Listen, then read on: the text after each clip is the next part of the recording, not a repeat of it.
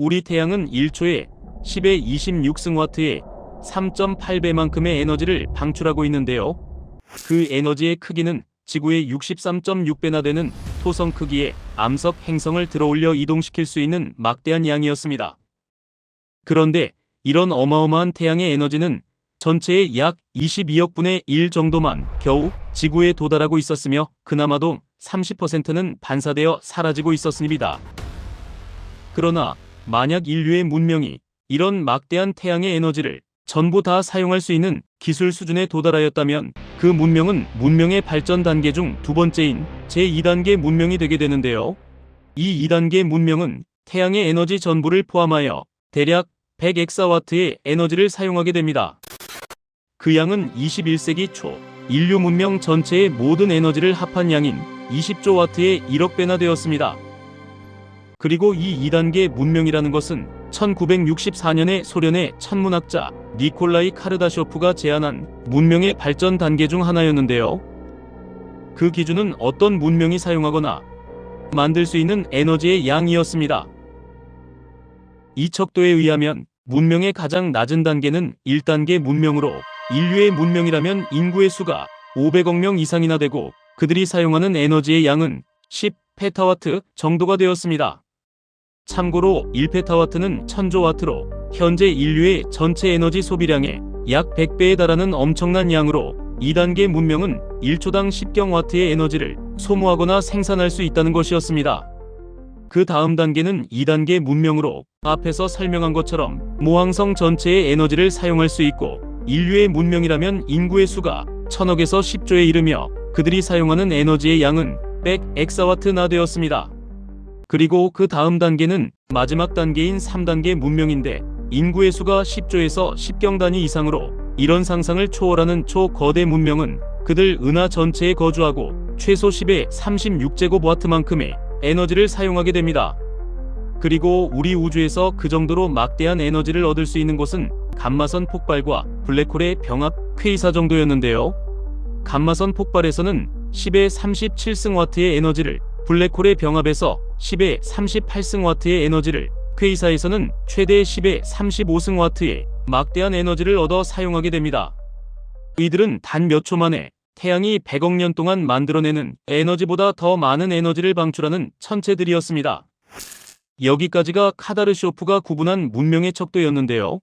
나중에 미치오 카쿠 박사가 이를 더욱 확장하여 그 다음 단계인 문명을 제안하였습니다.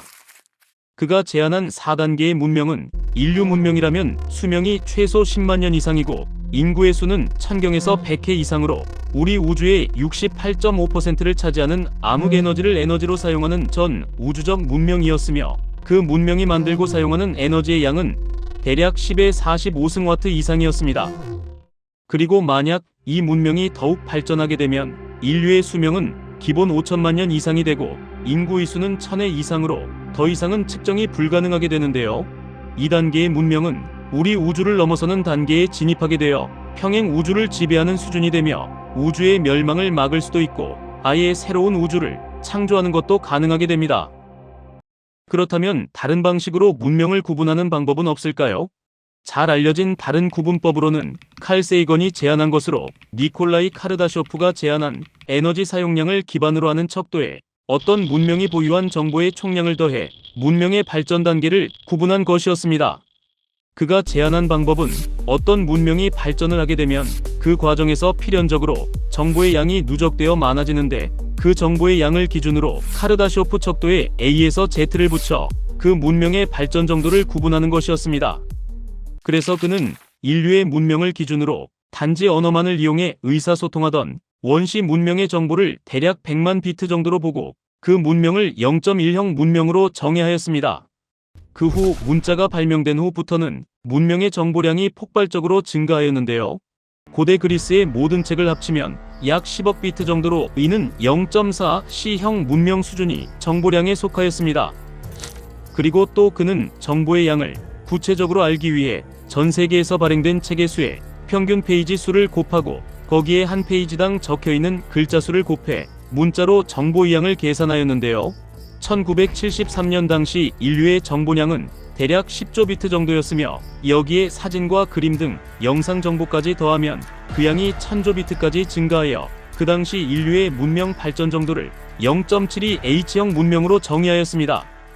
또한 그는 우리 인류 문명이 만드는 정보의 양은 매년 2배 이상씩 늘어난다고 예측하였는데요. 40여 년이 지난 2011년 측정으로는 인류의 정보량이 295엑사바이트, 2950억 기가바이트가 되었으며 비트로는 약 23의 비트로 공이 21개나 붙는 어마어마한 양으로 이때 인류의 문명은 대략 0.75 L형 문명으로 정의되었습니다. 그리고 또 그로부터 10여 년이 지난 2021년이 되자 현대 문명의 정보량은 59제타바이트, 590억 테라바이트로 증가하였으며 비트로는 약 4700개 비트로 10년 전보다 200배 이상 증가된 정보량이었는데요. 2021년의 문명은 대략 0.75 R형 문명이 되었습니다. 그리고 그는 카르다쇼프 척도 3단계 문명과 같은 자신의 은하를 완전히 지배하는 문명을 3.0 Q형 문명으로 구분하였으며 전우주적 스케일로 수천억 개의 은하를 모두 지배하는 문명을 3.0 Z형 문명으로 정의하였습니다. 또한 그는 우리 인류의 문명이 1.5J에서 1.8K 단계에 이르게 되면 외계 문명과 필연적으로 접촉할 수 있을 것으로 추정하였는데요. 이때의 인류 문명은 대략 현재의 2배 이상의 단계로 약 1000년 정도 후에 도달할 수 있는 문명이었습니다. 그렇다면 에너지와 정보의 양 말고 문명을 구분할 방법이 없는 걸까요? 이에 대한 대답으로 물리학자 존 데이비드 바로는 미소 차원, 즉 얼마나 작은 세계를 조종할 수 있나를 기준으로 문명의 구분을 제안하였는데요. 그가 분류하는 방식 첫 번째는 -제1형 문명으로 한 생명체가 자신의 몸과 다른 개체들을 조종할 수 있는 문명이고, 두 번째는 -2유형 문명으로 DNA가 가진 유전자 코드를 해독하고 변형하는 것을 할 수 있는 문명이었습니다. 그리고 그 다음은 -제3형 문명으로 이제는 한 개의 분자와 또 다른 분자를 결합하여 새로운 분자를 만들어낼 수 있게 됩니다. 그리고 그 문명이 더욱 발전하게 되면 -제4유형의 문명이 되는데요.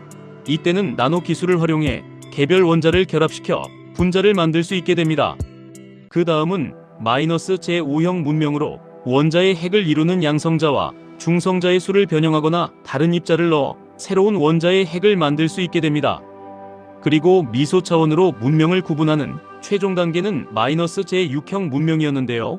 이 문명은 물질을 이루는 가장 최소의 단위인 쿼크와 렙톤 수준의 입자를 조작하여 새로운 솔입자를 만들 수 있게 됩니다.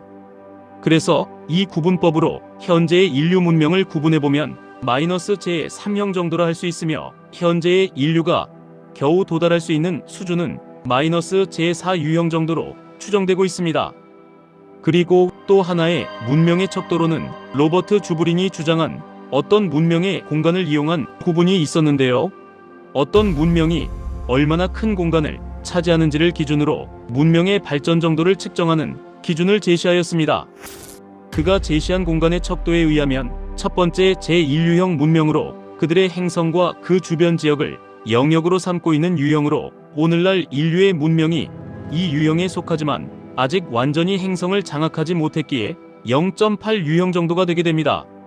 그 다음 두 번째는 제2 유형 문명으로 자신의 항성계 전체를 영역으로 하는 문명이었으며, 그 다음 세 번째 문명은 제3 유형으로 은하 전체를 자신의 영역으로 삼는 문명이었습니다.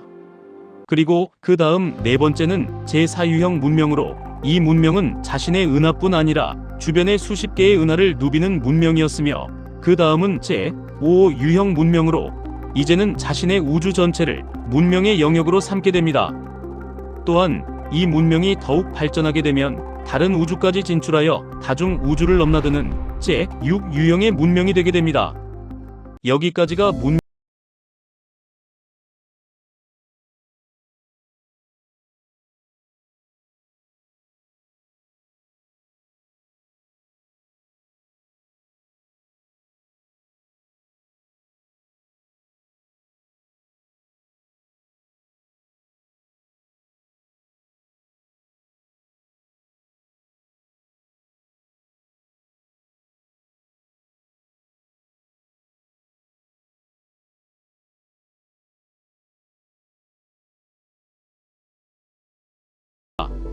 이것의 해결 방안은 에너지 사용의 고효율화로 엔트로피의 증가를 해소할 수 있게 되는데요. 그래서 엔트로피로 본 문명의 단계는 엔트로피의 증가를 제어하지 못하는 제1단계 전 문명과 이를 제어할 수 있는 1단계 후 문명으로 구분되어지게 됩니다. 끝으로 문명은 이렇게 그 특징에 따라 여러 방법으로 구분되어지지만 모든 문명의 마지막 단계는 모든 차원과 모든 공간에 우주를 영역으로 삼는 오메가형 문명으로 통하였습니다. 그래서 이 문명은 모든 차원의 우주와 모든 에너지, 시 공간과 물리의 법칙까지 지배하는 궁극의 문명 단계로 이제는 기술적 특이점을 넘어서 문명이 아닌 신과 같은 하나의 존재로 불리게 됩니다. 지금까지 이론적으로 도달할 수 있는 문명에 대한 이야기였습니다. 긴 시간 시청 감사합니다.